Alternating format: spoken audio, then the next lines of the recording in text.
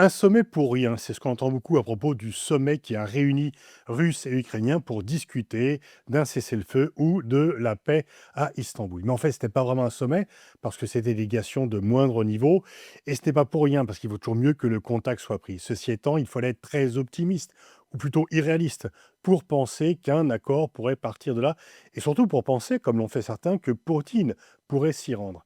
Il a été plus ou moins convoqué par Zelensky, et il était menacé de sanctions s'il ne faisait pas un cessez-le-feu par les Européens. Deux raisons pour qu'une seule suffise pour qu'il ne vienne pas. Et d'ailleurs, en fait, on voit bien que pour Poutine, le véritable enjeu, c'est de ne pas voir Zelensky, qu'il méprise, mais de voir Donald Trump. C'est avec lui qu'il pourra vraiment négocier quelque chose. Et ça tombe bien parce que Trump pense la même chose.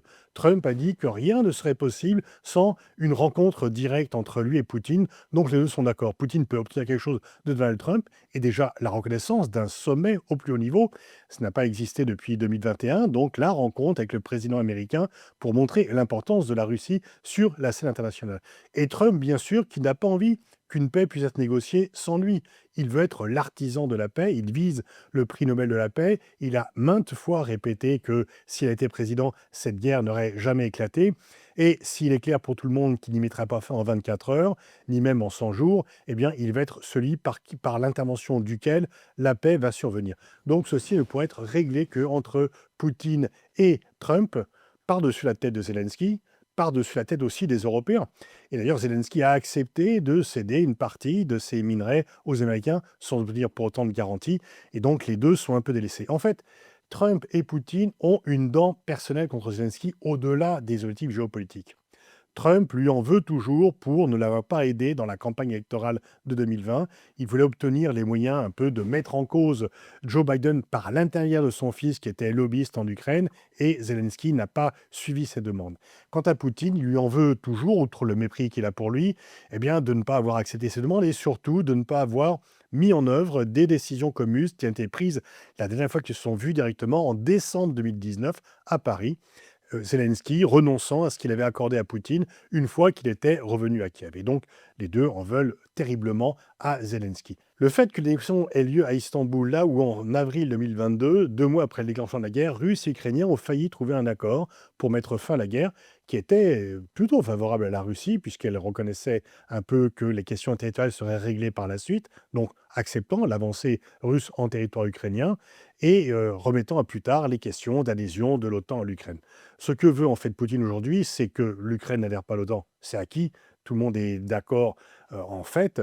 Qu'il conserve les territoires qu'il a acquis illégalement et par la force, ben, en fait c'est une réalité, parce que chacun sait bien, même ceux qui disent l'inverse, que militairement, il n'est pas possible de récupérer les territoires. Donc ça, c'est le principe de réalité, y compris selon Trump. Par contre, ce que Zelensky ne veut pas céder, ce que les Européens non plus ne veulent pas céder, c'est une démilitarisation de l'Ukraine qui la laisserait nue et qui la laisserait complètement sous influence russe lorsque Poutine voudra reprendre les combats. Le but de Poutine, c'est aussi d'obtenir la levée des sanctions américaines, ce qui serait un coup terrible porté aux Européens, puisque ne pourront pas les lever aussi facilement. Poutine, il y a quand même un mandat d'arrêt de la Cour pénale internationale, même si le mandat d'arrêt a une force différente lorsqu'il s'agit de la Russie que lorsqu'il s'agit d'Israël, mais les Européens seraient pris un peu à contre-pied si les Américains levaient les sanctions. Alors, est-ce que Poutine pourra longtemps faire patienter Trump? Il trouve que le temps joue pour lui, il grignote un peu de territoire ukrainien. Il sait quand même qu'il ne pourra pas emporter tout à fait le morceau, qu'il ne pourra pas conquérir toute l'Ukraine, et il a compris que le sentiment national ukrainien s'était bâti contre la Russie, déjà depuis 2014 et plus encore depuis 2022. Mais s'il obtenait la levée des sanctions, ça serait bien sûr une respiration pour l'économie, qui n'est pas à genoux, contrairement à ce que disent certains, mais qui n'est pas non plus florissante, contrairement à ce que disent les Russes. Mais en même temps, l'intérêt de Poutine, c'est de ne pas se fâcher totalement avec Trump, de lui donner quelque chose et de permettre à Trump d'apparaître comme l'artisan de la paix. Et pour permettre à Trump d'apparaître comme l'artisan de la paix, il faut qu'il y ait une paix, il faut qu'il y ait une avancée, ce que Poutine refuse pour l'instant. Est-ce qu'il pourra longtemps refuser cela sans que Trump ne se fâche et par un mouvement de revers se dise de nouveau je vais aider l'Ukraine?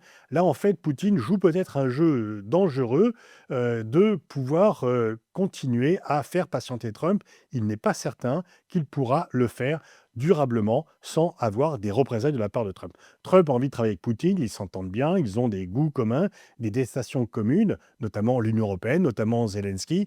Mais Trump a besoin d'un succès en diplomatie, il a besoin d'un succès international et il a besoin de cette paix en Ukraine qu'il a annoncée, mais que pour l'instant, il n'a pas toujours été capable d'amener.